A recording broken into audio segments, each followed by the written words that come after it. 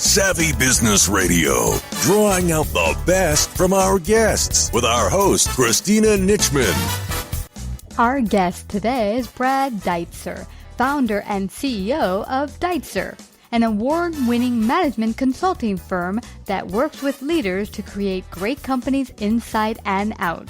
Today he shares his incredible book, Leading Clarity, the breakthrough strategy to unleash people, profits, and performance. Find out more and get your copy today at braddeutser, DEUTSER.com.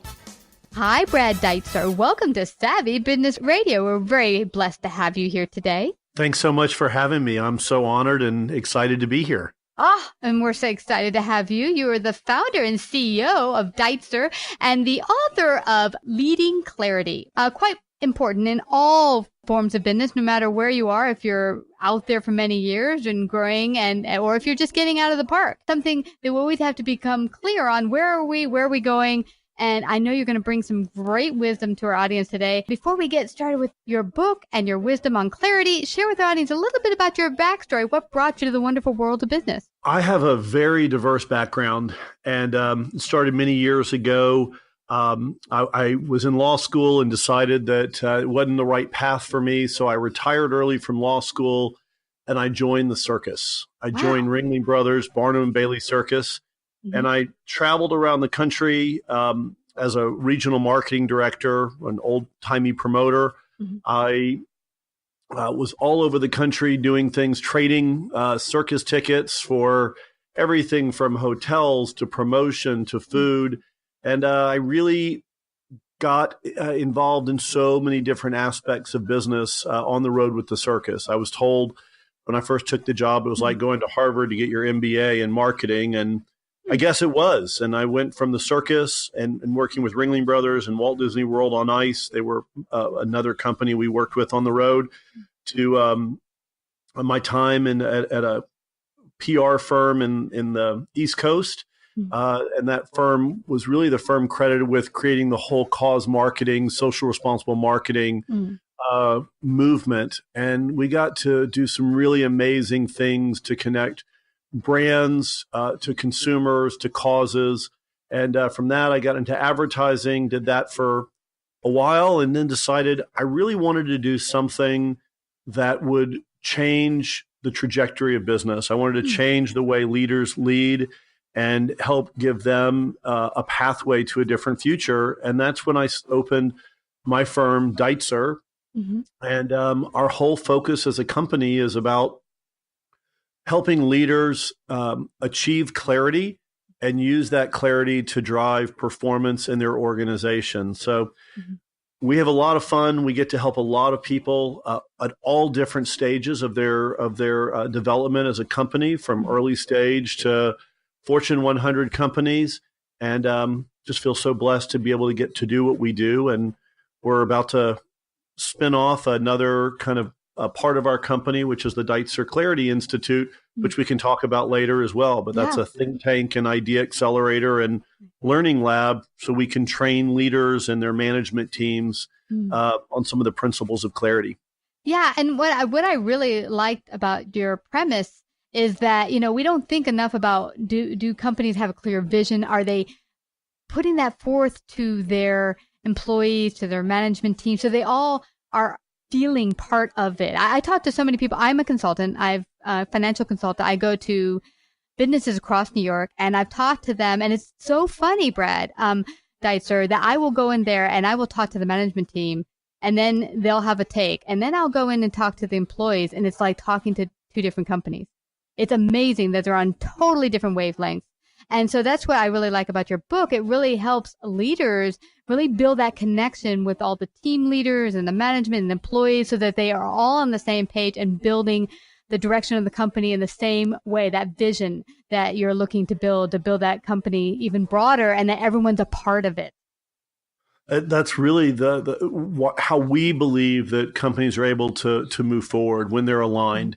And we see so many companies, even the highest performing companies in the country and world that we deal with, is there's still, even at the highest level, sometimes there's misalignment.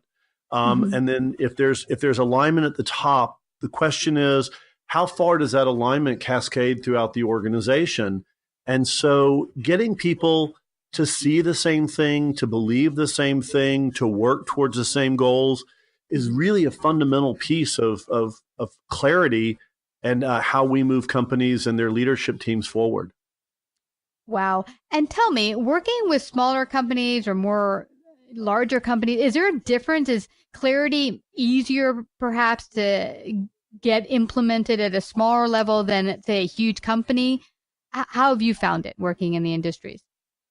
Well, each company is unique. And so the one thing that we have come to understand with our decades of work in this is that there are smaller companies and early stage organizations that sometimes it can be easier because it's a smaller group of people. And then there's other times in larger organizations that it can be easier because there's such great pathways to drive that connectivity through the organization. So I don't think that one is easier than another. I think that the key to clarity and the key to creating alignment is at the very top of the organization with the leader. And if it's not at the top of the organization with the leader, there are leaders throughout the organization that have the opportunity to drive their group or the groups that connect with theirs forward. So what I'm gathering from you is that this really starts at the very top. The president, the CEO is where you start, and you really focus to figure out where is their clarity, where's their vision, and so it can trickle down. Am I getting that right? So often our work and our most impactful work starts at the top of an organization. But we also recognize that some organizations aren't at the place where the leadership is ready to push things forward or change things. You know, we kind of believe that sometimes organizations exist because they serve someone's best interest. And sometimes that interest isn't aligned with the interest of the other folks or the board or other things. So our biggest work does start at the top with the leaders, but we also recognize that change can come from within an organization, and there can be departmental leaders. There can be people who lead functions, whether it's HR, whether it's marketing, whether it's different areas of the organization that say, we need to push forward our mission, our expectations forward. And so we'll start here. And invariably, when people see the success that they have, people above them begin to notice. So anybody can embrace the ideas and clarity, but it's awfully great when the leader of the organization or the leaders are the first to embrace it. Yeah. And this is interesting for me, Brad Deutser, because I've worked in companies where way back when I'm an employee, and I would see certain things are not functioning very well, and within finance, because I couldn't work in the other parts of the company because that was my niche. But I would take it, as a new employee, look for things I can make better and take it upon myself just to push and see if I can, make up new, say one time we had the issue with the credit notices and no one could read the actual credit notices we were putting out to the client. So I drafted one up and just typed it up and sent it to management. They said, wow, that's great. We had no idea our clients couldn't read it. But, taking the initiative there, it allowed them to see something that was, better way to help our clients with an employee saying, oh, okay, here's something I'm seeing that maybe management or leadership didn't see yet. So, yeah, I get your point that actually all the bits of a company or organization could be part of leading with clarity. That doesn't just have to come from the president or the CEO. It can take everyone taking an initiative to be part of it. We totally agree with that. We tend to get caught up in labels just in society today. And so we see so many times in organizations, I have this position, this is my title, this is my responsibility. But I encourage people and try to lift them up to realize that we are all leaders. We are all leaders given certain tasks to do. And when we understand the whole of the organization, and that's why we talk so much about the box in the organization, then it empowers us to be the leader that we are. Some people are more vocal leaders. Some people are leaders in different way. But that's so much of what we try to pull out in this book is try to let people see themselves as being able to make a difference for themselves, their department, their area, their organization. I truly, truly love that. We had, and I've discussed a particular boss I had many years ago that was one of the top bosses I ever had. And what it was, he could come into our organization that we worked at and have everyone use their skills to the fullest of their capacity. And for example, I had studied in Puerto Rico a short time, thought I knew Spanish better than I did. And he said, great, now you're going to handle all of our Spanish speaking clients. I was like, whoa. I don't know Spanish that well. But he said, you'll learn. But some of the people were like, he pushes too hard. But at the end of the day, we were so blessed to realize that we were able to excel and kind of reach our more fuller potential on a day-to-day basis. And it kind of revved us up to be part of that organization's vision and to work harder to become better. And it was just tremendous to see that. Yeah, I mean, so much of the way we help people do that is by challenging the thinking throughout the organization. And we love talking to the leaders of the organization and asking them about the whole concept of outside the box thinking. How many outside the box thinkers are there? And invariably people raise their hand and say, I'm an outside the box thinker. And the whole premise of clarity is built on the opposite. And it's helping organizations think inside the box.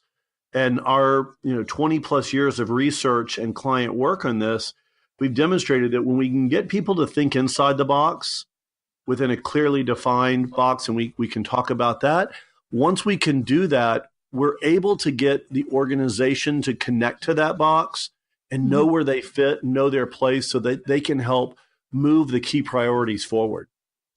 Interesting. I've heard so much praise about being a thinker outside the box, and that means you're an innovator. You bring things to, what's that thing where you disrupt and stuff.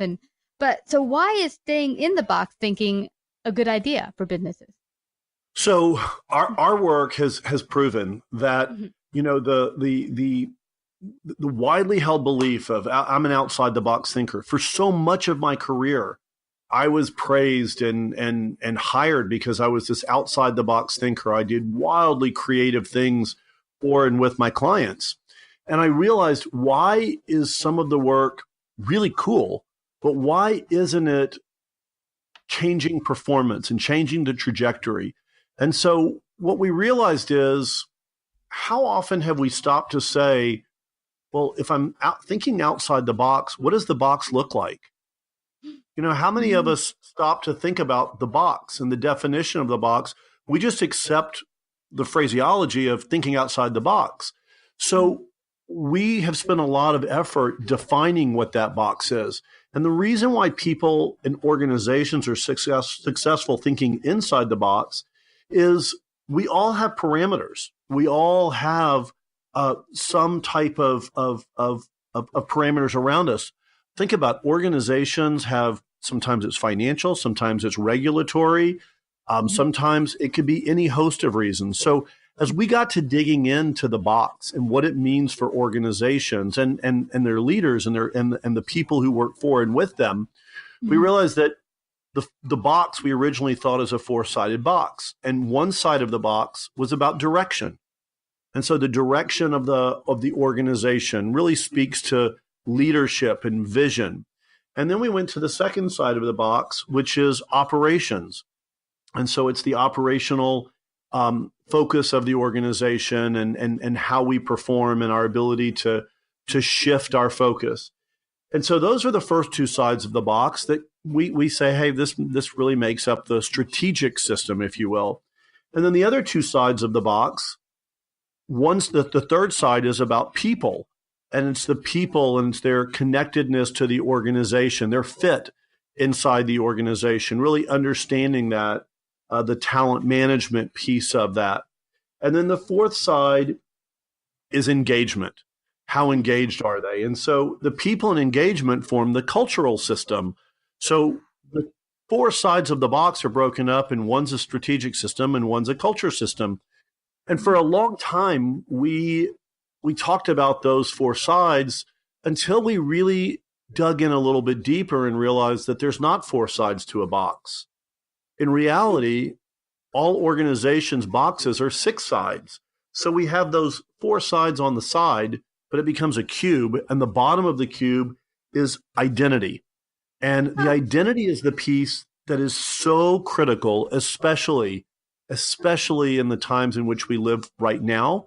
If you think about the technological, societal, political changes that are happening, understanding and embracing our identity is really critical. And then on the top is the environment. And so the environment really speaks to the competitive environment that we're in. What are our competitors doing? What's happening in the macro environment? So if you think about organizations building their six-sided box, it gives leaders the opportunity to create absolute clarity for the leadership team to lead from. And it gives employees clarity on where the organization's going, where they fit, and it gives them freedom to operate inside the box, which is where clarity is found. Wow, this is really amazing, because I walked into so many different businesses, either now as a consultant or prior as an employee, and there were some places where I could totally see all six parts of the box that you mentioned here were actually active. You know, the people were paying attention to the operations. There was direction, leadership. People had a sense of identity and culture that was very prominent, and you knew what to expect. You walked in there even for an interview and you knew, bam, this is something I want to be a part of. And then in other places, it was kind of just, I don't know, discovering itself on a daily basis. And you never knew as an employee where you exactly fit. And it left people frustrated. Like I come in and other people come in and work your butts off, but you feel like, is it really leading to anything? So now I'd like to ask you about trust. Because I feel when I talk to a lot of people and employees, even leaders, there's a sense of disconnected trust between each other.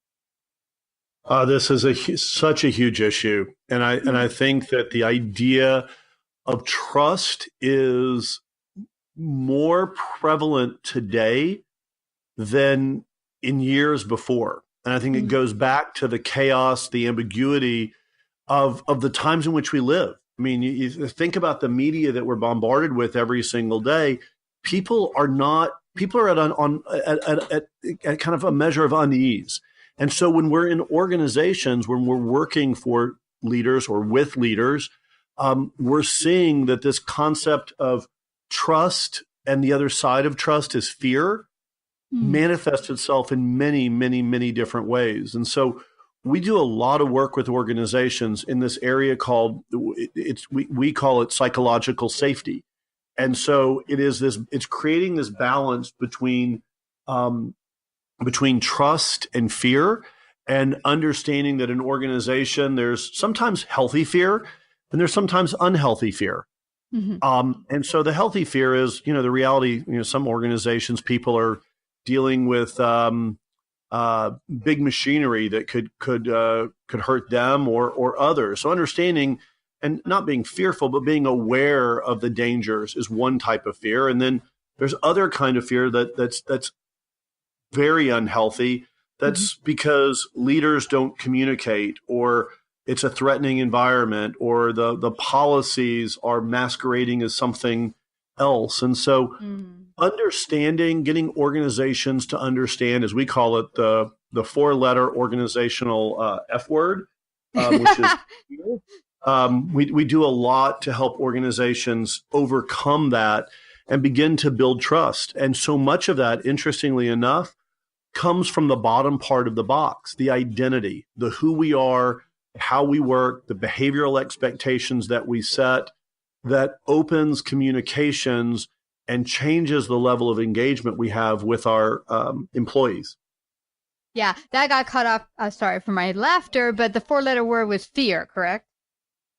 Absolutely. Sorry, Okay. I want to make sure it's very clear, but FEAR is a word that is wreaking havoc inside of organizations, and it's changing how employees approach their work, and they're not they don't have the freedom and the clarity to drive performance to their fullest potential. Wow. I am so glad you brought this up because a number of folks I've been recently talking to at a place I'm consulting at, they're feeling just what you're mentioning. They have no idea what their identity is in the organization. They feel this sense of fear that they don't know if they'll be let go tomorrow, and if so, even why, but they don't even know how to move forward. And how do you, when you say they've hired you, you guys come in, you help an organization move towards clarity, what is your first step for helping them to see where they're at now and to move towards clarity? So every engagement's a little bit different, but we like to do what we call the Clarity Performance Index, and a version of it's in my book, Leading Clarity. And we like the whole organization to give us their perspective on where the organization is. It's 60 questions. It takes, 7 to 10 minutes max. And that gives us a snapshot into each of the dimensions that make up the four sides of the box. Mm-hmm. So it lets us know where their people think they are, where leaders think they are, from a directional, from an operations, from a people and an engagement perspective. So we often start with that and really trying to dig into some questions with leaders and folks throughout the organization to get a real picture of what they're saying. Oftentimes we hear people say, well, this is what's going on. And what happens is we don't realize that things are connected in an organization quite the way they are. So many leaders approach problems historically from a strategy first or strategy only, or we'll communicate our way out of this. And what we've realized is these things are connected in the organization. And so understanding that connectivity and helping to recreate that flow of energy in an organization is really fundamental. So we start with the Clarity Performance Index, and then we often go to the bottom of the box. And one of our favorite and one of the most powerful things we do is what we call Foundations of Clarity Workshop.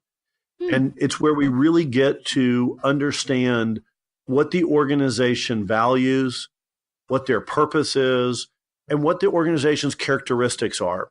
And, characteristics are important because what leaders sometimes forget is if we're thinking about building a house, if we have the proper foundation, we often don't care some of the details on the construct of the house. And it's like that with an organization. That foundation is the culture. And if we get the right culture and we understand the characteristics, what was true 10 years ago or 5 years ago or when we started, what's true today and what needs to be true going forward, we're able to ground the organization, and it allows leaders greater flexibility to shift their strategy as long as people know that there's a solid culture, a solid foundation from which they work. And so we really start with the Clarity Performance Index, and then we go to Foundations of Clarity. And once we have that, we have a real good picture of what are the next levers that we need to pull to wipe away any misalignment, to bring people together, and then to begin to humanize the box, to humanize the organization. And that's one of the magical things that my team gets to do. We have organizational psychologists, anthropologists, PhDs, management consultants, and a large creative team that comes together in a really interesting way to look kind of at holistically at organizations. And so part of it is, we have expertise at all sides of the box, and then we have the ability to humanize that box and bring it to life in really interesting, innovative, highly creative ways, all within the box, to engage our employees and make them understand where they fit and the opportunities for them to do great things. I love this, Brad. One thing I get a lot from talking to different companies is this fear of change too, because a lot of times they'll feel on different pages and the bosses don't get me, the management doesn't get me, the management's like, well, my employees aren't doing what I want. But interestingly, it's really sometimes bridging the gap to realize that you all might be on different pages. How do you work with all teams and management to kind of accept a new direction and not be fearful of the direction, that actually it can be positive, a new direction, to accept this new idea of change, that it's not going to be a bad thing? So the one thing that we try to get leaders to communicate and to engage their workforces around is the idea that the one constant we have in business today is change. And if we think about it, it's changing, it's happening all around us at all the time. So we believe that when we're able to set expectations and we're defining who we are, we're able to guide, to give our employees a pathway where they see that they are part of the evolution and the change that is a natural change. When we set vision and we tell people where they're going and we show them the pathway that we're going, they don't fear the change. What they fear is if we're doing things and changing things and we don't know what the end point is. So this idea about humanizing and communicating and engaging them around, these are our expectations, this is where we're going, this is how we're getting there, begins to eliminate the fear and allow for, again, that energy to flow and for the entirety of the organization to be what we call in clarity. Ooh, I love that. And how can businesses get in clarity today if they feel off kilter? Work with you, get your awesome book, Leading Clarity. How can they do that? So Leading Clarity is available at a number of places online. I think it's easiest on Amazon. So they can go and order Leading Clarity. They can always reach out to me. We're active on social media, Brad Deutser, on Twitter and LinkedIn. We publish lots of papers and articles and thought pieces. And if anybody wants to reach out to me, they can email me or visit our website. Our website is Deutser.com, DEUTSER.com. My email is bdeutser@Deutser.com. Wow. Well, you left them all options. That's awesome. And for anyone out there, if they're thinking, my business is doing just fabulous, where can they get a real viewpoint on, am I in need of leading clarity? Because sometimes you think things are great and maybe they're not so great. I think when we start with the idea that there's always change around us and that leaders are having to navigate that change and chaos, we can always elevate performance a little bit more. We can always engage our employees a little bit more. We can do more to make our people happier, to help them be safer, to help them want to stay, or to help them drive their own performance to the next level. So I would tell people that, what I always tell people, that good or very good is not good enough in today's environment, and Leading Clarity can help you take you to the next place. Absolutely. Because as one with a famous singer, I believe, that said, if you're not striving, you're dying. And there's always got to be this look within yourself, within your organization, that how can we make it that much better for us and for our business and for all of our employees? I could not agree more. Yeah. There's keep your eye forward. We're all on a road to something great. Keep identifying the things that can propel us forward even more. You betcha. Well, Brad Deutser, I just have to thank you again for sharing your great wisdom today on Savvy Business Radio. Thank you so much for having me. I so enjoyed visiting with you.